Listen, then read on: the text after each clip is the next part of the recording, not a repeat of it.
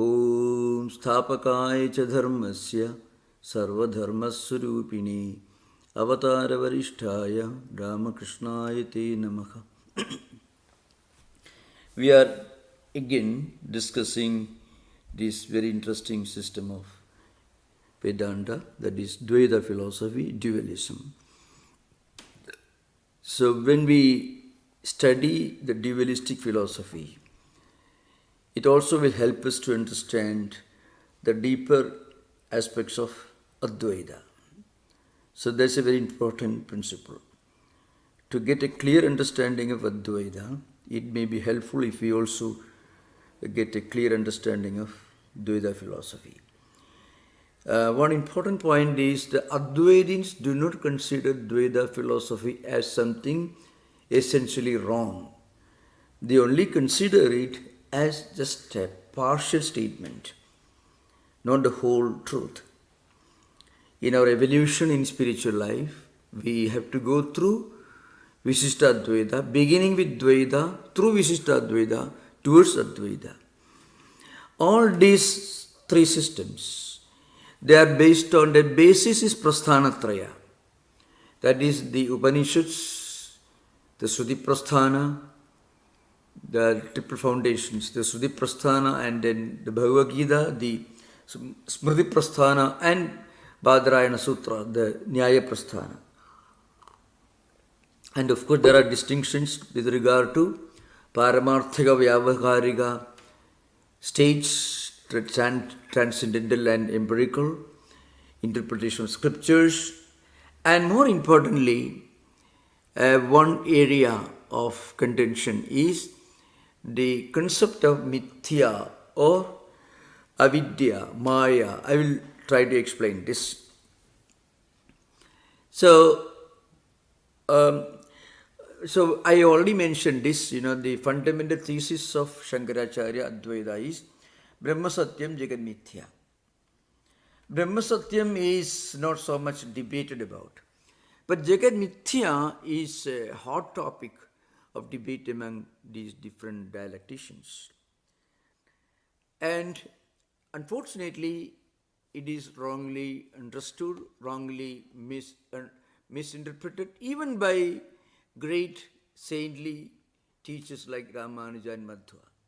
So leave alone others. So what are some of these common misunderstandings about Mithya? This is what we are going to focus today. Once that is clear, we will get a clear understanding as to why the non-Advaitic scholars, philosophers like Ramanuja and Madhva have a strong word of criticism against Mithya. Now, to be very frank in one word, what is Mithya? Again, you have to remember the simple English literal translation that you find in most books is Brahman is the reality, is real, the world is unreal. And sometimes more dangerously, the world is a dream, the world is an illusion. This is how it is translated into English, and even within in Indian subcontinent, even they translate this into the vernacular, they translate like this. Now, what's the real meaning of Mithya? So one way to understand Mithya is Bhasamanatve sati asatvam. It is not absolutely non-existent. It is not absolutely unreal. Why? Bhasamanatve sati. Even we think it is there, it is seen and experienced, still asatvam. It is not absolutely real. It is not absolute existence. So you are experiencing it, you are part of it, you are dealing with it, you are within it, but still you realize that it is different from the absolute reality, or it is not the absolute reality. Now, to get a clearer understanding, does Advaita tell you that our discussion, our meeting, our Zoom meeting, the hall, the mic system, all these are unreal, all these are non-existent? No, Shankaracharya never said that. In fact, in the Brahmasutra Bhashya, there are long passages where Shankara asserts, he is emphasizing that these things we experience, so they cannot be absolutely unreal. As one school of Buddhas called, the Vijnanavadins, they assert that what you experience empirically are unreal. That's actually one view of the school of Mahayana Buddhists. That in Mahayana Buddhism developed two schools of realism. One is two schools of idealism. Mahayana Buddhism developed two schools of idealism. One is Shunyavada, the other is Vijnanavada. Vijnanavada can be sometimes roughly equated, only roughly equated with subjective idealism. So there is a fringe group of Vijnanavadins, later Vijnanavadins called Pravritti Vijnanavada. They asserted that these empirical objects are all unreal. But Advaita does not say that. And there are statements even in the Brahmasutra Bhashya, Shankaracharya asserts that dream objects are not absolutely unreal, because upalabdhehe, we are experiencing it, they exist. Now coming to the subject, what is mithyatvam? So first of all, there is one important statement from the great commentator Shankara. Prak Brahmatma Vijnanat Sarva Loka Vyavaharanam, sometimes in some places Sarva Vyavaharanam Satyatva Upapattihi. Prak Brahmatma Vijnanat Sarva Vyavaharanam or Sarva Loka Vyavaharanam Satyatva Upapattihi. Till you get the highest Brahmajnanam, knowledge of Brahman, the experience of the Paramarthika Satta, up to that point, whatever you experience is real only up to the point when you realize, and again realization means a matter of inner experience. As part of our own spiritual evolution, we get this immediate experience that all these things are real only in a very relative sense, not in an absolute sense, which is called Vyavaharika Satta. For all the Vyavahara, all these empirical, common sense realities, they are there. We are all discussing. There is the bay, there is the Golden Gate Bridge, there is the Pacific Ocean, all these things are there. But they are not Trigalatita. They don't exist in the past, present and future without any change. They are within time. I mean, they are Trikala Adhina, not Trikala Atita. Because after 2 hours, this car will not be moving. After 1 minute, this car will not be moving in the street. Another car will be moving. So the same thing doesn't remain in the past, present and future without a change. So such an experience, such an object, that is this world, this empirical world, which consists of all these objects, is only a Vyavaharika Satta. It exists, this Jagat exists only at the empirical level. It's only relative reality. But beyond all this, there is something which we can only experience, which we cannot see, which we cannot define, which is beyond the different tools of epistemology. Those things, either Pratyaksha Anumana, Upamana, Sabda, Arthavatya, Anavalabdhi, all these things. neither pratyaksha, nor anumana, nor upamana, nor shabda, nor arthavati, anupalabdhi. All the 6 pramanas are accepted by Vedantins. 5 pramanas are accepted by Prabhagaras, and 6 pramanas are again accepted by the Bhattas. This is Mimamsa philosophy.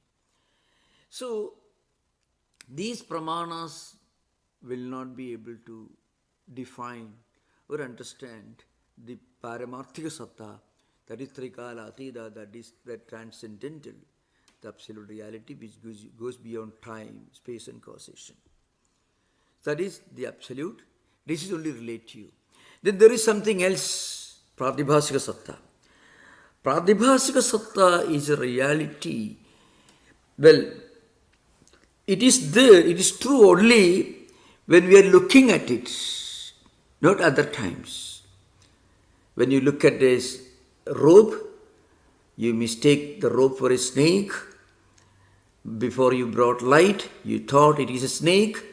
The snake exists only when you are looking at it, and when you mistake it for a snake. But when you bring light, it is gone. In other words, pratibhasika is cancelled by vyavaharika, and vyavaharika is cancelled by paramarthika. Now, in other words, Advaitic concept of reality is pure common sense. Now one may ask this question, why this great misunderstanding got so much of acceptance among scholars and in Indian thought systems? Of course, there is one reason I gave. Ramanuja himself was he was upset, he was very much disturbed when Yadav Prakasha was explaining to him one statement in the Chandogya, which the sensitive young man who was a devotee, he thought that the Lord's eyes, the Lord cannot be compared to something that is heinous. There is a comparison problem which I don't want to refer to.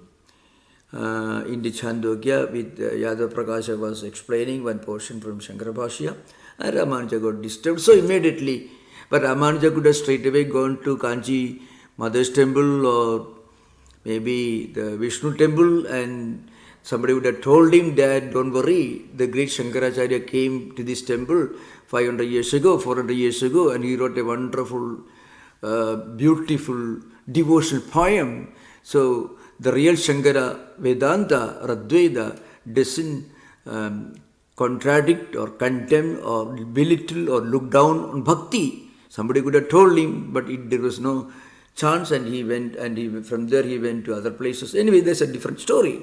So also Madhvacharya was listening to a great lesson from Ishtasiddhi, Vimuktatman's Ishtasiddhi, one of the later works belonging to post-Shankarite period, which is perhaps he did not like the way it was explained as a revolt to this exposition of Advaita as mentioned in Vimuktatman's Ishtasiddhi. Madhvacharya revolted and he started a movement called Dvaita Siddhanta. That's a different story. But something else is an important reason we have to discuss now. In the 15th and 16th century, 15th, 16th both together, there was a great scholar, his name is Prakashananda. One should not mistake or confuse Prakashananda with Prakashatmayeti. Prakashatmayeti was an earlier and far greater scholar and philosopher who wrote Panchapadika Vivarana. Panchapadika is a book, it's a very important book in the Vivarana Prasthana by Padmapada, based on Shankaracharya's Brahmasutra Bhashya. And then Prakashatmayeti, who came later, who was a follower of Padmapada, wrote a commentary which is known as Panchapadika Vivarana, Prakashatmayeti. But that was maybe around 12th, 13th century. But there was another scholar who appeared much later, and this is a very important movement in Vedanta. His name was Prakashananda. Prakashananda wrote a well-known book called Vedanta Siddhanta Muktavali. It's a well-known book written by Prakashananda. in the 15th, 16th century. The name of the book is Vedanta Siddhanta Muktavali. In that book, he expounded a very interesting, in a way very funny actually, doctrine, which is an important doctrine in Advaita. It is known as Drishti Srishtivada. Drishti means you pursue, you see. Srishti means creation. You know what it means?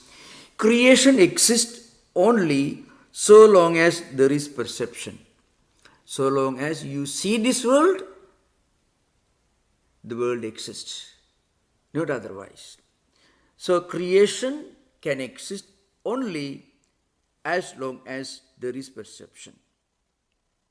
This world is only a mental construction and it exists only in mind. He also believed in Eka Jivavada. Now remember, Shankaracharya did not say this. But you find similar ideas in some earlier books, Yoga Vasishtha and other books, Ashtavakra, etc. So if somebody tells you that Advaita teaches you that the world exists only in your mind, kindly understand that Shankaracharya is totally free from that. This is something that you can never accuse Shankaracharya of. He is innocent of this. This is a doctrine that came into existence in the 15th, 16th century, which means almost 700 years after Shankara's time, 750 years. So what is Drishti Srishtivada?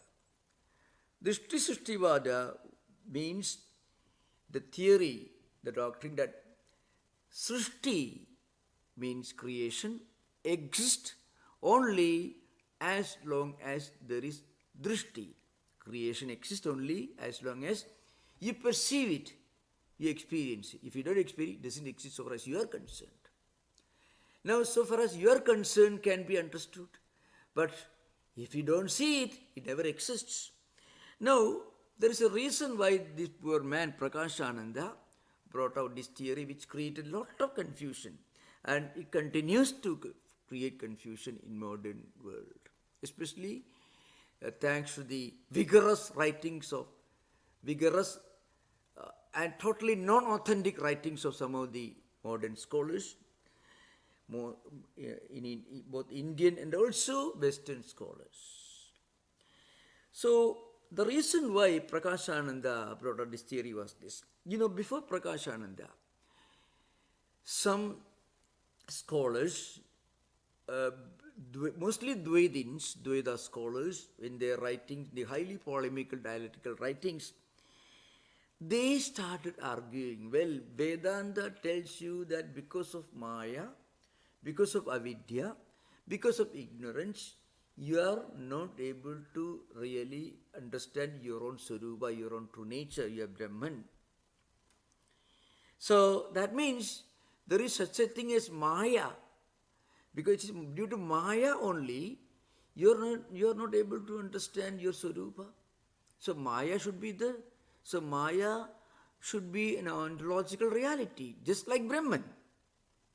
So these sorts of arguments, you can find those arguments in the works of Madhvacharya, in the works of Vedanta Desika, and also in the works of Jayatirtha. Remember, in the Dvaita tradition, they have this Munitrayam, the three great writers. There were many, but three of them were the greatest. The greatest, of course, Madhvacharya, and then it was called Kalpavriksha.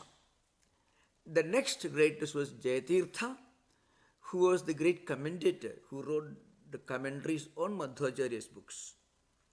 And also he wrote very well, Nyaya Sudha and other books he wrote. He was a great writer, a great polemical writer and dialectician. And then the author of Nyayamritam, the most important dialectical magnum opus of Dvaita tradition, it was written by Vyasatirtha. So these three constitute what we call Munitrayam in Dvaita tradition, Dvaita Siddhanta. Madhvacharya, Jayatirtha with a commentator, and Vyasatirtha. Now, what really happened was, from around in the 13th and 14th centuries, early 15th centuries also, number of books were written in the Madhva tradition, which tried to project the idea that Advaita accepts two ontological realities. One is Brahman, the other is Maya. So now Prakashananda, he felt is called upon to defend Advaita. So what he did, he said Maya is, of course, Maya is the cause of Brahman appearing to have become this world. You don't realize Brahman, what is actually not different from Brahman, you understand as the Nama Rupa Prapancham, this world of names and forms. So you think that is a reality because of Maya, because of ignorance. And this Maya is Anirvachaniya also. Mahadbhuta Anirvachaniya Rupa, Vivekachudamani also defines it. So in order to save, in his own, according to him, in order to save Advaita from this alleged dualism, he said the world really doesn't exist. Because the world experience is caused by Maya. So Maya also doesn't really exist. And so what is the product of Maya also doesn't exist, the Jagat or the world. Now remember, and in fact in the Vedanta Siddhanta Muktavali, here is Vedanta Sara Sarvaswam Ajneyam Adhunatanaihi Aseshena Mayoktam Tat Purushottama Yatnataka. See, he seems to have a high opinion about his own contribution to Vedanta, Prakashananda. Prakashananda claimed that he is the first exponent of Drishti Srishtivada. Drishti Srishtivada can be found in its different forms in the Yoga Vasishta, and also a few other books you can find the traces of it, mostly in the Yoga Vasishta. So, in other words, according to this Drishtistivada, Vyavahari and Pradibhasiga are actually is modifications of perception because of ajnana. Really speaking, this external world doesn't exist. The question arises. Again, you have to remember the statement, Sarva Loka Vyavaharanam Satyatuvapattihi. Prag Brahmatma Vijnanat Sarva Loka Vyavaharanam Satyatuvapattihi. This is Shankaracharya's statement. Till you realize, till you attain the highest Advaitic experience, the world is real for you. And also he says, Bhashikara says, Yada Swapna Drishtasya Iva Prag Prabodhat. Before you wake up, you are dreaming. Dream objects are real within dream experience. The unreality is perceived only when you come out of dream. Now, all this created a lot of confusion in the Dvaita circles. So, how does Dvaitin, the great writer, the great Dvaitin writer, Jayatirtha, deal with this problem? One of the most well-known books in the Dvaita tradition belonging to post-Madhva period is Nyaya Sudha. Jayatirtha writes it. So he actually brings this Madhvacharya's real position with regard to Mithyatvam, the concept of Mithyatvam. So he says, we cannot really attribute the condition of bondage and all other problems due to the familiar causes of karma, etc. Because this karma and all these bondages, previous karmas, they do have a beginning. But this bondage, which is called avidya or mithya or maya, appears to be beginningless. We don't know when we started mistaking the rope for a snake. We don't know when the snake went away. There is no answer to it. It is beginningless, but it has an end. It is anadi, but it is santa. So, nacha ajnana matra nibandhinoyam bandho jivasya sudhi smriti itihasa puranadishu parameshwara ichha nimittatva avagamat jnanananda swarupo hyayam jivaha tadbhavanupalabdhischa anubhava prasiddha tena avagamyade asti kimapi avaragam yena avrtaha swaprakasha chaitanya rupo api natmanagastvam veda nacha kamakarmadhikameva tatha bhavidam arhati tasyapi sadhinaka karanapekshitvat. So, if somebody tells you, for example, that we got bondage, we are not able to realize the truth of Brahman because of bandha, because of bondage, and bondage is caused by karma, etc. Then for that also there should be somebody. Somebody should be there to direct. Again, it is an attempt to create a God who is closely involved in our destiny. Very similar to many of the Abrahamic traditions, Madhvacharya system. Madhvacharya argues that if you have a bondage for ignorance, if we are not able to realize our true swarupa, our true nature, we can say it is due to avidya, kama, karma, etc. Avidya means ignorance of our true nature. Kama means desires which pollute our mind, and also karmas which produce samskaras, vasanas, sankalpas which actually color our mind. Therefore, we are not able to realize our own swarupa. But according to Madhvacharya, there should be somebody responsible to put this mechanism and to cause the mechanism to function, to put this mechanism in place at some point of time. And there should be a supreme intelligence. And the supreme intelligence, by his power,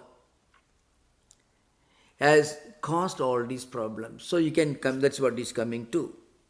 Nacha purva purvasmad uttarottaramiti yuktam supti pralayoho tadbhutya bhavena nishkalanga chaitanya pelad surubhavabhasa prasaktehi ataha kamakarmadhi adiriktam maya vidya prakrityadi shabda abhidheyam anadeva kimapi dravyam avaragam angikaryam. So, Madhvacharya says, there should be somebody, there must be something above, some higher power beyond and above our actions and desires, who must have cast a veil of ignorance. And that's the reason, that's the cause for bondage. And then this can be identified with what we normally call Shastras, talk about Maya, Avidya, Prakriti, etc., which obscure the real Atman. But it's all put in place by somebody, some higher power who is beyond all this.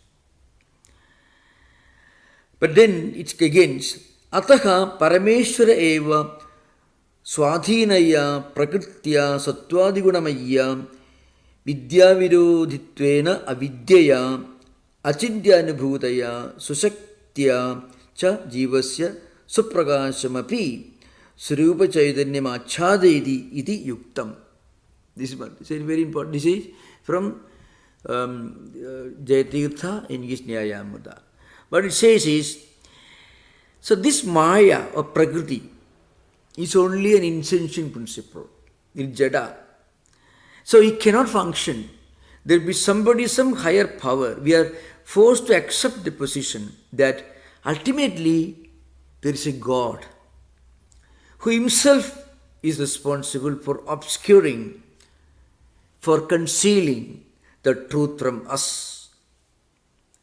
And then this above mentioned principle of Prakriti, it consists of three gunas, but Prakriti itself is within the control of that God. And that's how we are all taken away from our own spiritual nature. We are not able to realize our own real Swarupa, our own true spiritual identity. This is Jayatirtha. What it means is, so when Advaitins say Maya is responsible, Advaitins do not say that this Maya is deliberately put in place by a God consciously, just to create an obstacle in your spiritual journey, so that you will be forced to accept, and you will be able to completely accept that the grace of God alone can take you to your highest spiritual destination. Advaitins say no. If you practice Karma Yoga and slowly you get established in Karma Nishtha, what happens is our mind becomes pure. Karma Nishthayaha Chitta Shuddhidvarena Purusharthahedutvam na Swatantrena Jnana Nisthadu Swatantrena Purusharthaheduga Anyana Beksha. The Bhashikara says, Gita Bhashya. So far as Madhvacharya is concerned, you cannot get out of this trap of bondage,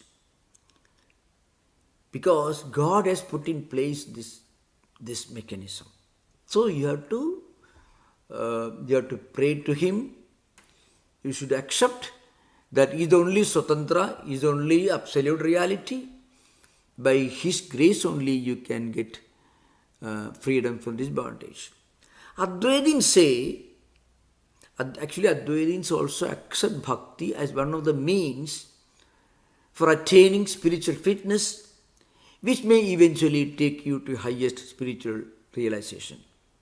Karma Yoga also is an equally valid path.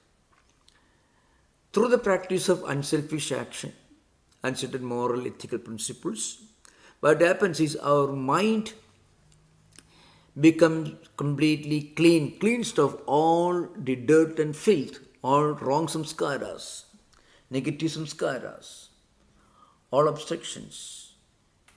And then what happens is we are able to attain the purity of mind called Chitta Shuddhi. And once you attain Chitta Shuddhi, purity of mind, you become a mukta, you become a jnani, jnana prati, and lead to moksha, liberation. So, but remember, Madhvacharya says this bhakti alone, complete submission to God, complete acceptance that God alone is the only reality. That admission and then praying for God's grace according to Ramanuja Prapatti, that alone can take you to the highest spiritual destination. Advaita says, if you do your actions with a sense of inner purity, without any selfish desire, then all the previous negative samskaras will be neutralized and new positive samskaras will be generated, and these newly accumulated positive samskaras can help you to take your mind to highest level of purity, and then jnana prati and moksha. So remember, Advaita does not exclude bhakti or devotion, praying to God, puja, confession, whatever it is. Advaita accepts that, but Advaita also tells you that when you worship your God, you should also take care of your actions. You cannot just worship your God as you understand and then hate everyone else. So that is the uniqueness of Advaitic morality. You don't have the luxury of pleasing your God and being always on the good books of your God, and then you do everything possible to harm other people. That luxury does not exist in Advaita. If you pray to your God, the godliness should be expressed in your action, your thought and deed. That's why Chitta Suddhi is very important. The word Chitta Suddhi, Bhashyakara uses the word. That is the universality of Advaita. So often, you find even many of the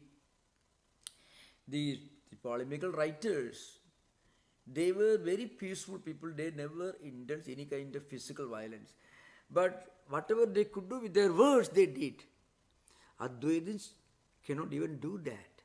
Bhashyakara says in the Gaudapada-kariga, in the Bhashya, Swasiddhanta Vyavasthasu Dvaitino Nischida Dridham Parasparam Viruddhyanti Taihi Ayam Na Viruddhyati.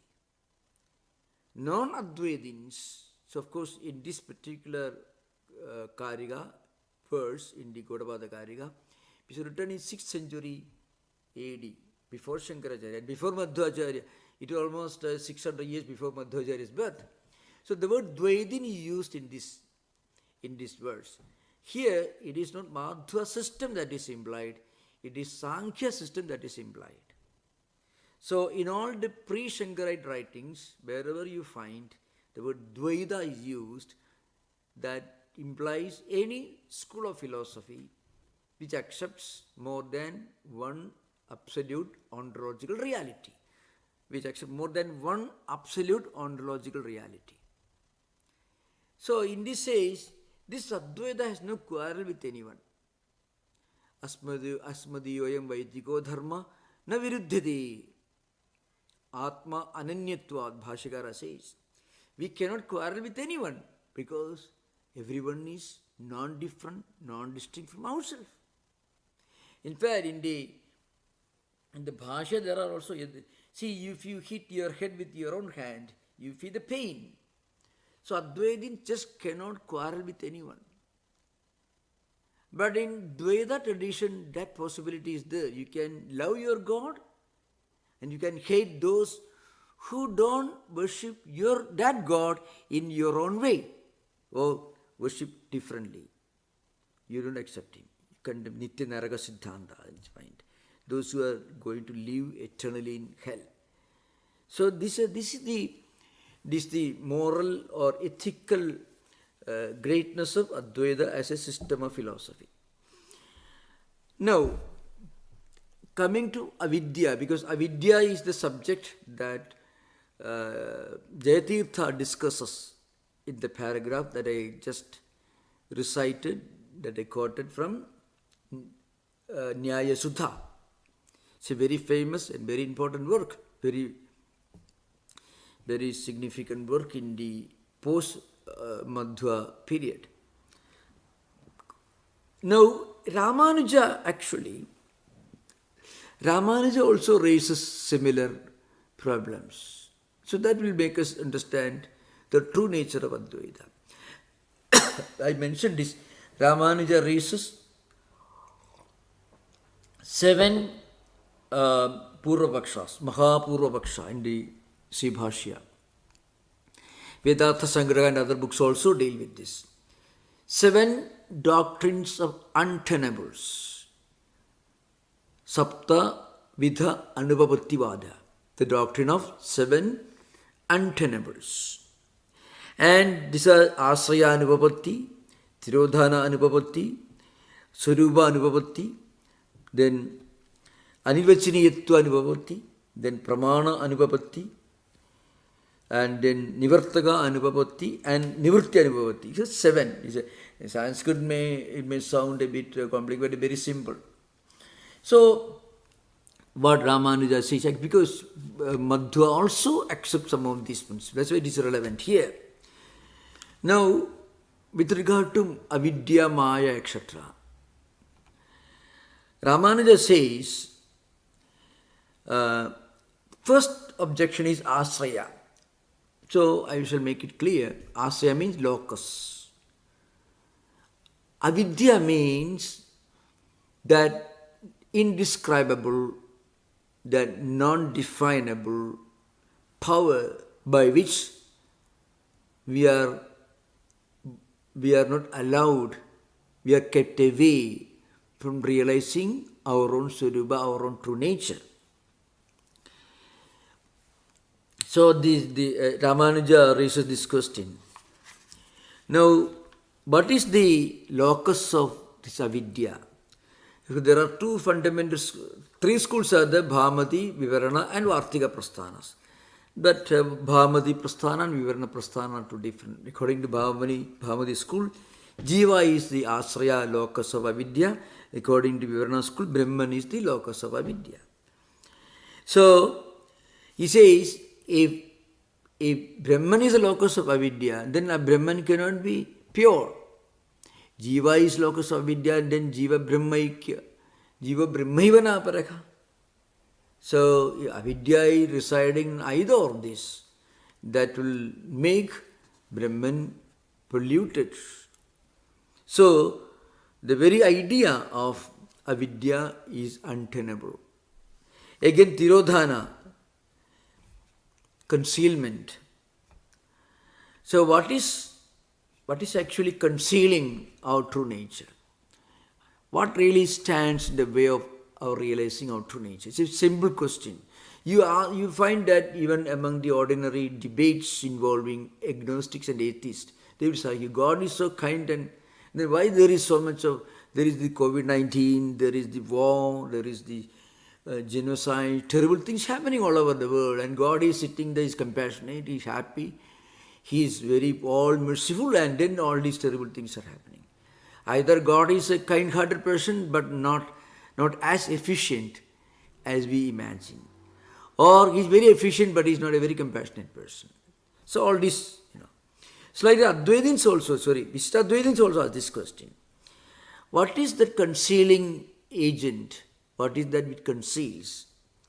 And if the absolute reality can be concealed by Maya, then how can you call it the absolute reality? And then what is this avidya? Whether it is real or unreal. If it is real in the absolute sense, then it cannot go away. Avidya will be always there. So you cannot get any liberation. If it is unreal, then there is no point of worrying about it. Here also we should remember simple point in Advaita.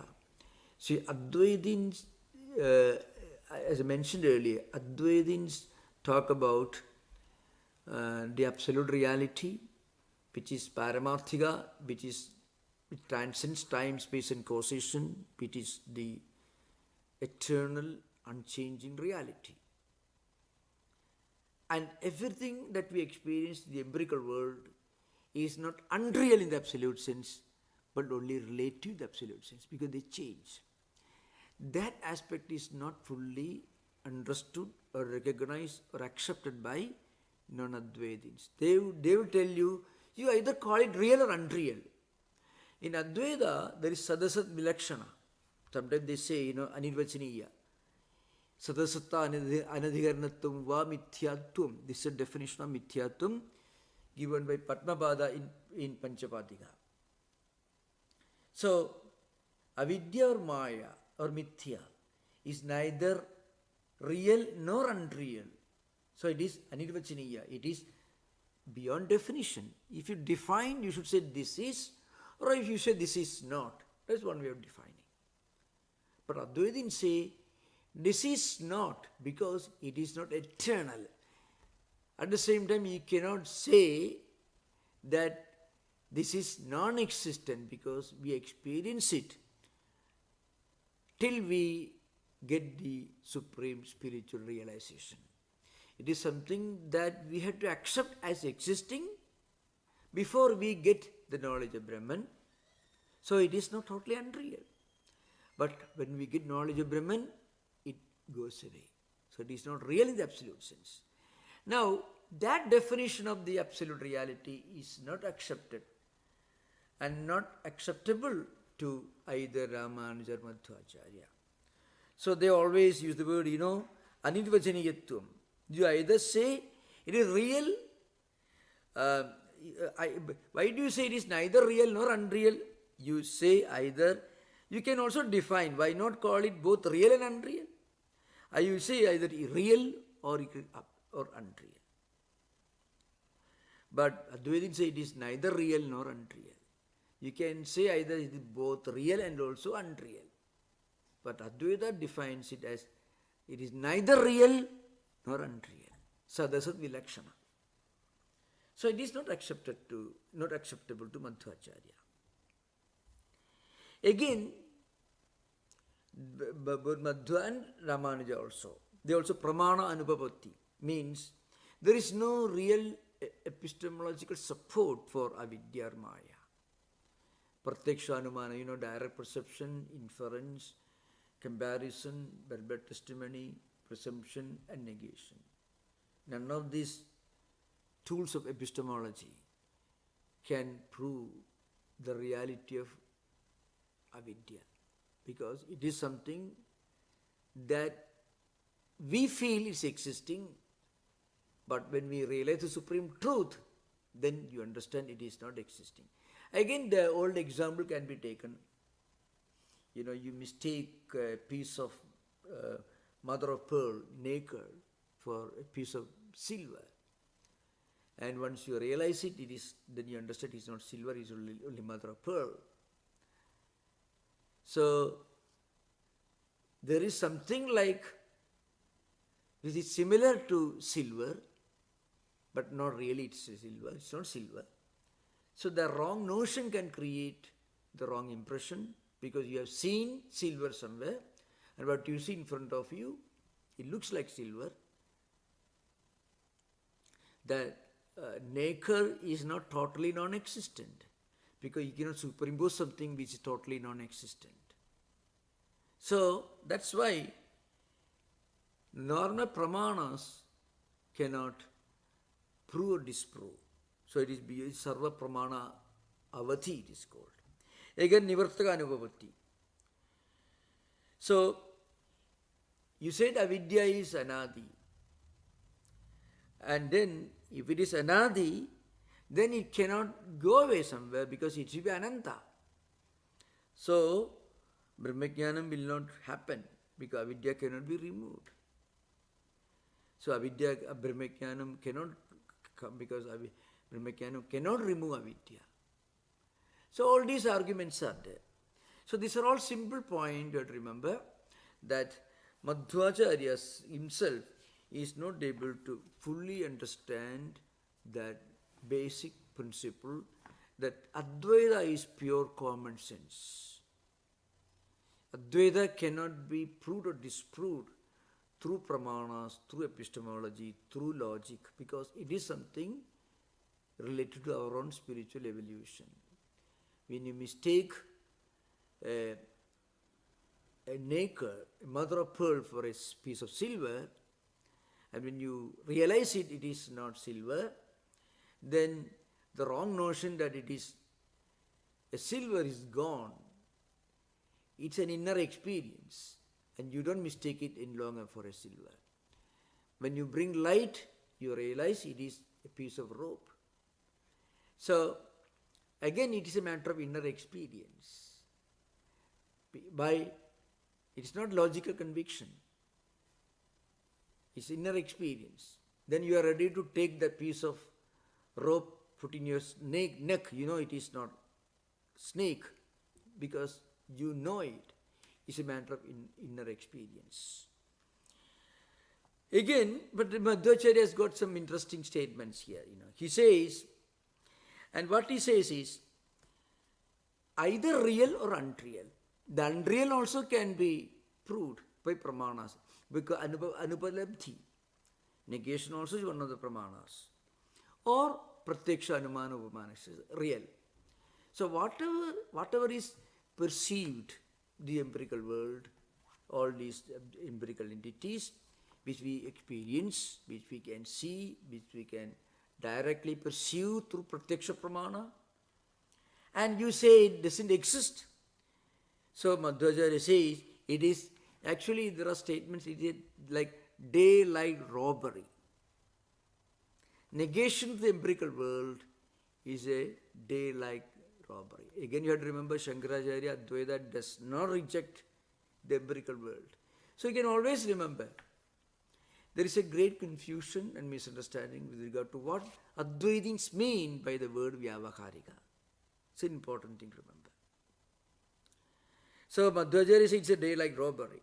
So what is established by perception cannot be repudiated by inference. And he says, you are using inference. You see this world, you climb a tree, and then you say the tree doesn't exist, you did not climb the tree. What you saw the tree, that is pratyaksha, direct perception. After you climb the tree, you may pluck some mango, and then you say, there was no tree, you didn't pluck the mango.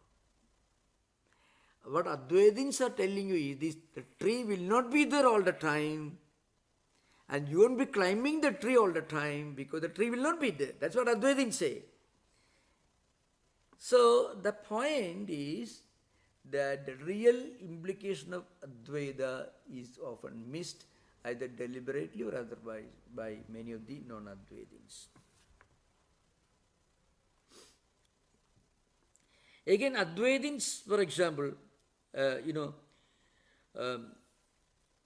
appearance, for example, Shukti appearance called, this nature is called Shukti. Shukti is like a mother of pearl. You may some shells of some creatures that you see in the seashore, very similar to silver. So the appearance of this Shukti or nature as silver is considered to be a false appearance because it is sublated by a stronger perception, pratyaksha. Why you take it and then you find it is not silver, it is only Shukti, it is only a mother of pearl, it is only nature. So it is not by inference that you realize this. If you bring light, then you find there is what you earlier mistook to be a snake, and you take it in your hand, it is a piece of rope. So it is pratyaksha, direct perception. So he says, whatever is directly perceived cannot be negated through inference. Again, the idea that the world is not absolutely real is an inferential cognition, according to Madhva. No, it is actually matter our own inner experience. That's a point. Advaita is called, it is Anubhavaika Vedya. Advaitic experience is something to be experienced, it is not something to be proved. So Advaita is actually all about our own spiritual journey. Logically, it's very important to remember, logically you cannot really reach the highest level of Advaitic experience. So even the Chandu, in the Brihadaranyaka Upanishad, you find there is an interesting dialogue between Yajnavalkya and Gargi. Gargi goes on arguing, and at some point Gargi crosses the boundary because leaving behind the realm of scriptures and logical arguments, she enters the realm of inner spiritual experience. But she is trying to use logic to prove something which cannot be proved through logic. So Yajnavalkya says, your head will fall off. The meaning is, you are trying to use your brain to understand something for which brain is not an adequate tool or instrument. So that's a metaphoric statement. It is only a way of putting things. So anyway, so Madhvacharya, again, he has absolutely no patience to understand what Advaitins call sadasat vilakshanatva, means something which is different from real and unreal. So this Maya is real and neither real nor unreal. He said either call is real or unreal. What is real, what is different from real and unreal is something that we assume to be real till we are corrected by our own spiritual evolution. Again, our own spiritual evolution, we are corrected. From Vyavaharika to Paramarthika is not a journey in logic, It's a journey in our spiritual experience. It's an important point to remember. That is true in Christian tradition, mystical tradition. What's the difference between the greatest logician, somebody like Aquinas or Augustine, and a great mystic like Saint Teresa of Avila, who speaks from a different perspective, from a higher angle? So there is a limit beyond which logic cannot go. That's why from Vyavaharika to Paramarthika, from empirical to the absolute, it is not a journey in logic, it's a journey in our own inner spiritual experience. And that spiritual experience cannot be logically proved or disproved. Its language is silence. That's why Bhashagara says, Anubhavaika Vidya, Advaita, Advaitic truth can only be experienced through experience and not through epistemology, Sarva Pramanavati, or not through any of the verbalization methods. It is in a Pancha Shabda Pravati Nisheta, beyond all verbalizations. Now we can have interaction. You are most welcome to ask questions. I think we have time. Yeah, thank you. Thank you, Maharaj. Thank you. There is a hand up from Shay. Yeah. Hello, Swami. Yeah. First of all, happy Guru Purnima. Thank you. Yeah. And my question is about, I guess, Sri Ramakrishna and his worship of Divine Mother, and maybe feeling that, there are some Advaitin authors that tried to say that the world was unreal, right? Or there's Madhvacharya that was saying that God is sort of separate from the world. But it seems that maybe if you are a worshiper of Divine Mother, you wouldn't hold that the world is unreal, because that's sort of creation, right? And that's her creation. And saying it's unreal is sort of maybe when you worship Divine Mother, who is Maya, who is creation and the creator, that maybe Sri Ramakrishna had a different view, right? Because he didn't say that the world was unreal. He said that Brahman's real, the world is real. So could you speak a bit about Sri Ramakrishna's view? Yeah. Sri Ramakrishna's Advaita teacher was Totapuri, was a monk of one of the 10 monastic orders founded by Shankaracharya. When he first came to the Dakshineshwar, the temple where Sri Ramakrishna was living, Sri Ramakrishna was not very enthusiastic. I mean, he was not against, but he had some reservations. Then he went to Mother temple and he prayed. He got an inner voice from Mother telling him, he has come to teach you, go and learn. And then he underwent training under Totapuri in Advaitic spiritual sadhana, spiritual disciplines. And at some point, he could not go beyond the realm of personal God. He was practicing devotional disciplines and looking upon Mother as the highest concept of the divine. And he could not go beyond the personal aspect. And then Totapuri went round and took a small piece of glass and pierced in his forehead. And as Sri Ramakrishna meditated upon that point, immediately Sri Ramakrishna transcended the Mother's form. Now remember, one point, I think I mentioned this earlier, it's very important that you raise this question, it has a great relevance. The relevance is, it has been going on for the last 200 years. People still misunderstand Shankara. That's this matter. The point is, so when Sri Ramakrishna finally transcended the personal form of Divine Mother, he was not rejecting Divine Mother, he was going beyond the Divine Mother. Divine Mother herself was leading him beyond her personal dimension. Remember, towards her own impersonal dimension. So remember this, The absolute reality is neither impersonal nor personal. It cannot be defined this way or that way. But in Advaita, one without a second, you find one without a second. That's the real meaning. One Advaitam, one without a second. Why it's emphasized one without a second? If you just use one, there's a possibility of another one. So the so-called second also is not different, not distinct from the one.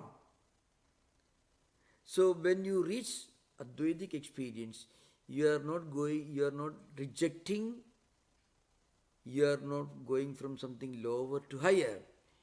You are actually going to a state which includes God with form, which includes Divine Mother.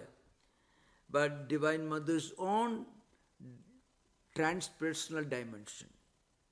Divine Mother's own transpersonal dimension, transcendent dimension. That is Advaita. So I mentioned this earlier. Shankaracharya, who wrote all these commentaries, he will argue with you for days, but then next day he will write a most wonderful devotional poem on Divine Mother. Remember? That's a very important. Now the point is, I tell you, there is another cultural reason why there is a lot of misunderstanding. Because sometimes people believe that if they believe in something, they should disbelieve in everything else. But that's not true with Advaita. It is true with regard to all anthropomorphic religions. Remember, one reason why Vivekananda became an overnight celebrity, I tell you, if you look at Vivekananda, what he said in the first Chicago address was absolutely a new revolutionary radical statement for the Western scholars. Here is a man who tells you that there is a higher realm, higher experience of the spiritual journey where you accept all.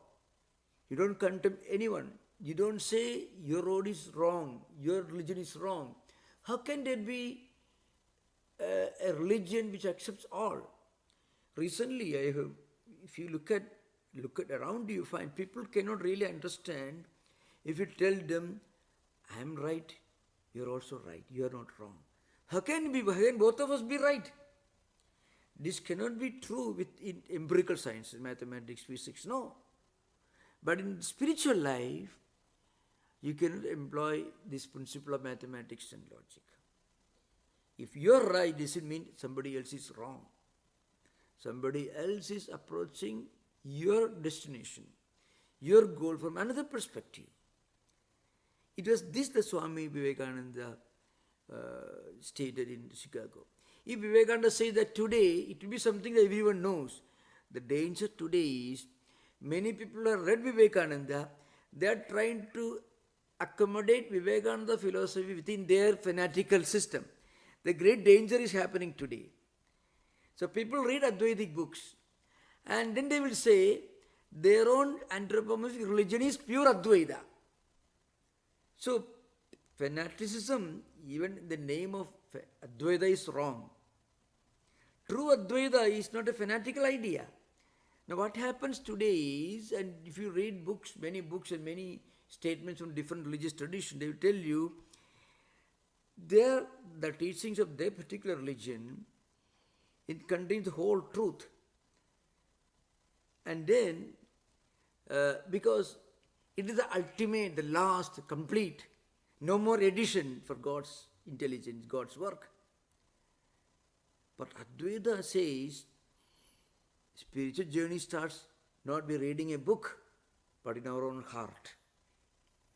Spiritual journey begins in our hearts, not in the library, not in the book that you buy from a library or buy a bookstore, or you believe in something making a statement. It begins in our heart, in our life. And when you look at Advaita as a spiritual journey and not as a doctrinal journey, not a journey in the world of dogmas and doctrines, but a journey in our own higher and higher spiritual experience, higher and higher comprehension of the same absolute reality, then there is no problem. Sri Ramakrishna was becoming an Advaitin without ceasing to be a Dvaitin. Let's remember this important point. Sri Ramakrishna was a Dvaitin before Totapuri came. You can say, if you want, you can argue. May not be correct, may be correct. You can argue. But after Totapuri came along and taught him, Sri Ramakrishna continued to be a Dvaitin so far as everyday ritual is concerned, but an Advaitin reality. So Advaitin can be a very good Dvaitin. An Advaitin alone can be a real Dvaitin. Remember. I tell you, I have seen many great spiritual people in our own congregation who got a more spiritual, a more complete, a more comprehensive understanding of their own tradition when they looked upon their own tradition from an Advaitic perspective. So Advaita doesn't reject anyone. That's why it is a journey in spiritual life, not a journey in logic or epistemology. On the other hand, if you think that your idea of God is supreme, nothing else, you feel insecure. Somebody may come and point out a more compassionate God, a more muscular God, a more smiling God. Your God is a bit cruel. There's a God who looks more agreeable. But you cannot threaten Advaitin with that. It's an important point. This idea Vivekananda put in a very simple language. Not that all the 4,000 people listening to Vivekananda understood what you are saying, but the universal urge of every noble human being for something more universal, for something more all accommodating. That is what we found in Chicago in 1893, September 11, when these 4,000 people listening to Vivekananda got up and clapped their hands. Why? Because not that they understood Vivekananda's Advaita, but even within them there is the urge for something universal, something Advaitic. And this urge is part of our spiritual mechanism within. That's what happened to Sri Ramakrishna. Sri Ramakrishna became an Advaitin without ceasing to be a Dvaitin. Shankaracharya was a Dvaitin. Whenever he went to a temple, he prayed. And he wrote his books on Advaitin. Again he went to the temple next day again. He was a Dvaitin. So you cannot say you are Lutheran and a Catholic. If you are a Lutheran, you cannot be a Catholic. You remember? That kind of demarcation doesn't exist in the life of great men like Shankaracharya, Sri Ramakrishna. Madhvacharya had his own problems. That is his problem, not the problem of Advaita. Okay, thank you for the question. Thank you, Shay. Yeah. Sri Ram, you're next. Yeah.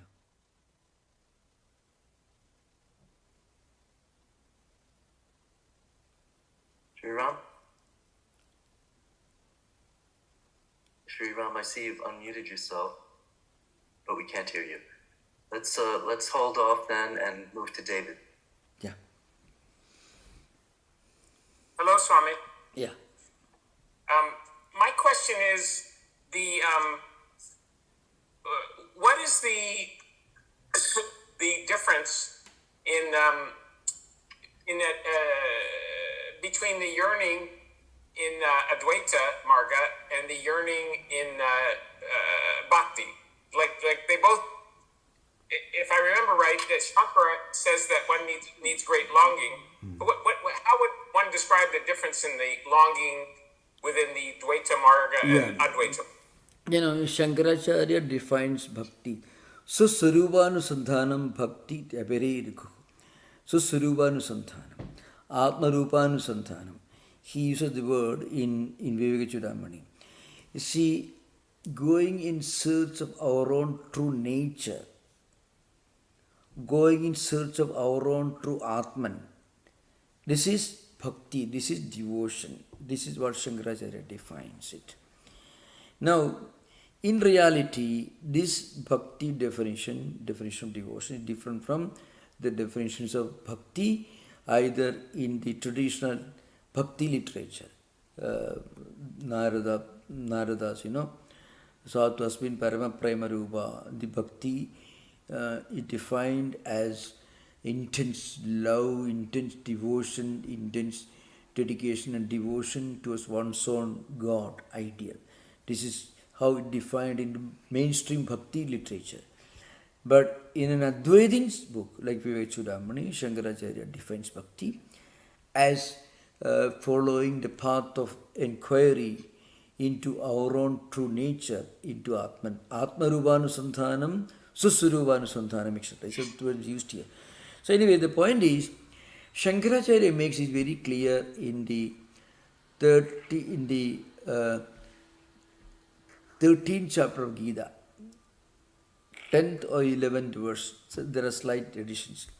Maicha ananya yogena bhakti vibhijarini vivikta desha sevitum anabhirjana samsadi. This is a verse. Most probably the 13th chapter, 10th or 11th verse. Maicha ananya yogena. So if you want to look at the book, the in-text with my M-A-Y-I, if you write English, Maicha ananya. What it means is, what is unwavering devotion?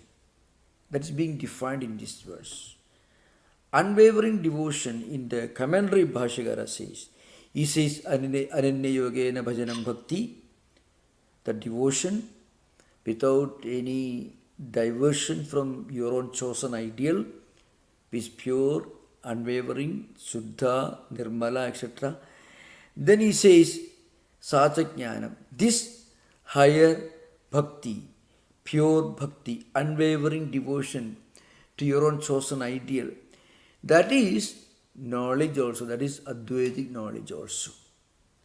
Now, at the highest experience level, bhakti and jnana, Advaita and bhakti are the same.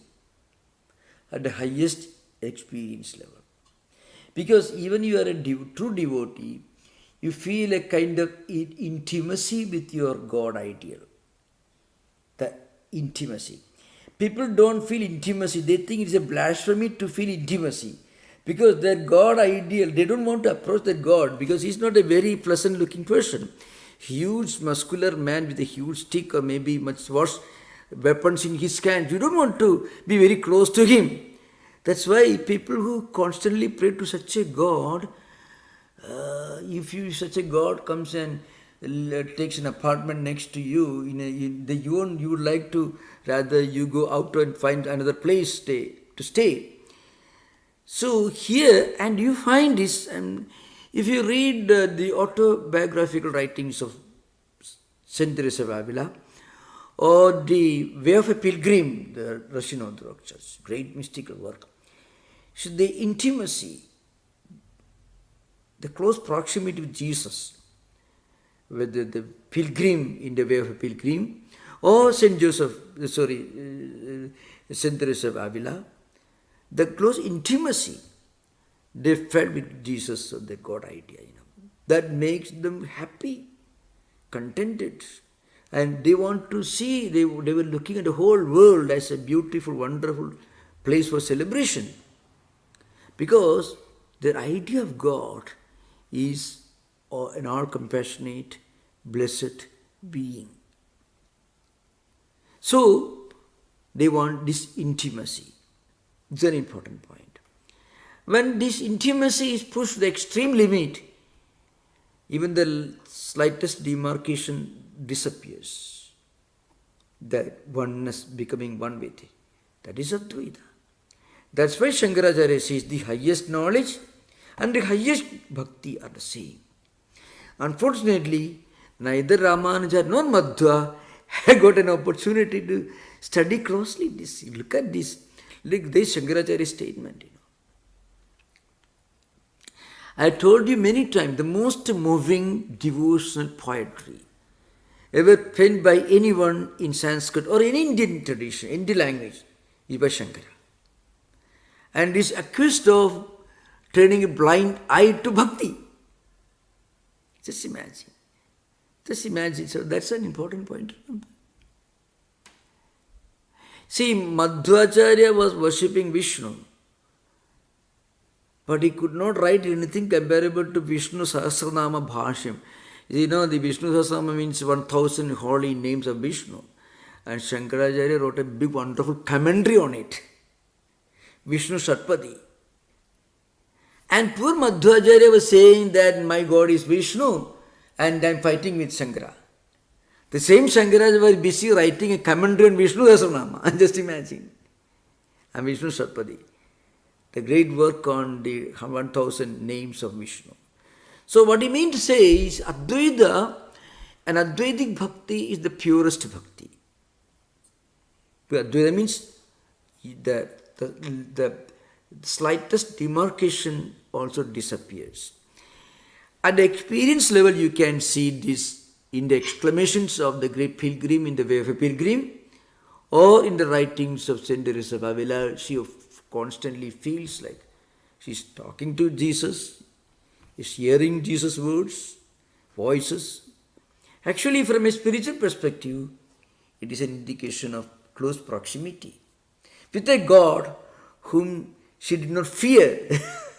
And that is a very important point, remember. If you want to enjoy close proximity with God, the God should have at least a pleasant form, not a very uncompromising form. You don't have any fear to be near with Him. So that's the point. Okay, thank you. Yeah. Swami, one thing is it necessary? I remember Swami Nitra Srupananda was visiting and got into an argument with a local religious professor and said that you need a Dvaita to accept all religions. That otherwise you'll be parochial and not accept all religions. And that minister got very upset with Nitra Srupananda. Are dualists, like, what is that phrase? They always argue amongst themselves. Can a dualist not ever really accept other religions, other gods? Let me see if I heard you correctly.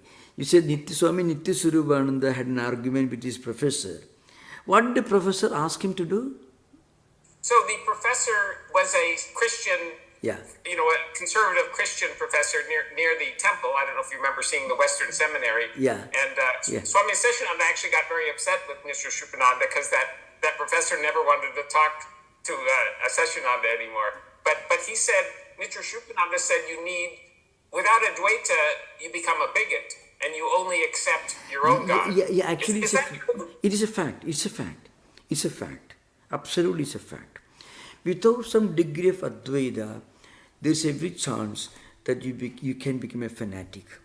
So even if suppose you are worshipping, praying every day, you are reading your book every day, you lead a good life, but then you say all others are worshipping the wrong God. Suppose you find your best friend and then your best friend neighbors, you tell him, but you are worshipping the devil. I actually was walking in this city of San Francisco. Somebody long ago asked me, Swami, but are you not afraid of the devil? He said, who is devil? Devil is a person who inspires you to be a bad human being. When you hate, when you have no compassion, when you're cruel, when you're monstrous, that is a sign of devilry. When you're compassionate, when you're humane, when you're merciful and kind, that is godliness. So this is a very important point to remember. What people believe, they believe in, that's a problem with all schools of dualism. Somehow you begin to believe that you can please your God and you can do a lot of terrible things to everyone else who believe in the same God but in a different way. But the question asks, if I am a devotee of God, how can I do any harm to other living beings who are also creation of the same God whom I worship in my temple? So, real belief in spirituality makes you a better human being. I often mention to you, I have found something very interesting. Many of the agnostics, they are very noble, very wonderful, very broad-minded, very rational people. They may not go to a church or a temple, but they will never do any harm to anyone. Only they will tell you God doesn't exist, doesn't matter. But they live a good life. And God will have no problem with them. On the other hand, you pray to your God, you read a book, and then you hate everyone else. So, but that's a bad advertisement to the God whom you claim you're worshipping. See, I think God will feel very much embarrassed if you if you swear in His name and you do terrible things. Then people will think, oh, he's taking my name and he's doing all these terrible things. So people may think, I'm the one who is making him do all the terrible things. It's not a good, God has no reason to feel pleased with such devotees. There's a great truth in what Swami Tattwamayananda said. Because Tattwamayananda was not living in the US, so he did not feel the need to use the politically correct language, So what he said is, there is always a possibility that a dualist in any tradition may be a bit fanatical. And fanaticism will give you permission to do terrible things to somebody who worships the same God whom you are worshipping in a different way. That's the problem. Not necessarily, but not physically, but in verbally they may practice some degree of fanaticism. That's obstinacy. That's true. Okay, thank you. Very, very important question. Actually, I wish it's very unfortunate that many of the noble-hearted, broad-minded agnostics in Western world, they have no understanding of Advaita. Shankaracharya would have absolutely no problem with them. Absolutely no problem. You don't worship any God, he would have told them. You don't read any book, just live a good life. If you don't want, I can guarantee you will progress in spiritual life. Shankaracharya will tell them. But Madhvacharya will say, no, you should pray to Vishnu. Ramanuja, you should pray to Ramayana, Narayana, Vishnu Narayana. Shankaracharya will say, no. Be a good human being. Karmanishthaya chitta suddhidvarena pushartha hedutva. Means, if you practice karmanishta, you do your duty with a sense of sanctity and sacredness, your mind becomes pure. For that, you don't require God's permission. So that is the magic of Advaita. Okay, thank you for the question. Thank you, sir. Yeah. So we should conclude now. I think so. Sriram, are you there with a question? Your hand is up. Yeah, can you hear me? Yes. Yeah. Okay, Sriram. Yeah. You mentioned in today's lecture that Brahman is not, Maya's locus is not Brahman. But in the Tattva it says Brahmashraya, Tattva Rajas Tamot. So, okay. I'll tell you. So, there are different views in Vedanta with regard to the locus of avidya. According to Bhamadi school, according Bhamadi school, Jiva is the locus of avidya. According to Vivarna school, Brahman is the locus of avidya. The Tattvabodha belongs to the Vivarna school. It's a school mostly followed in South India. That is a more popular school, Vivarna school. Vivarna school is a school that was expounded by Prakashat Mayedi, who wrote a well-known book. It's called Panchapadika Vivaranam. Vivaranam means elaborate exposition of Panchapadika, which is a book written by Padmapada, one of the disciples of Shankaracharya. So the bigger number, Bhamadi school is less popular than Vivarna school. According to Vivarna school, Brahman is the Asraya locus. According to Bhamadi school, Jiva is the Asraya. These are two different schools. Vartika school also eventually agrees with Vivarna school. So that's why we mention only two schools. Vartika school was founded by Sureshwaracharya, who wrote the Brihadaranya Upanishad Bhashya Vartikam. It's clear to you? Okay, thank you. Om Shanti Shanti Shanti. Harihi Om Tat Sat. Sri Ramakrishna Arpanamastu.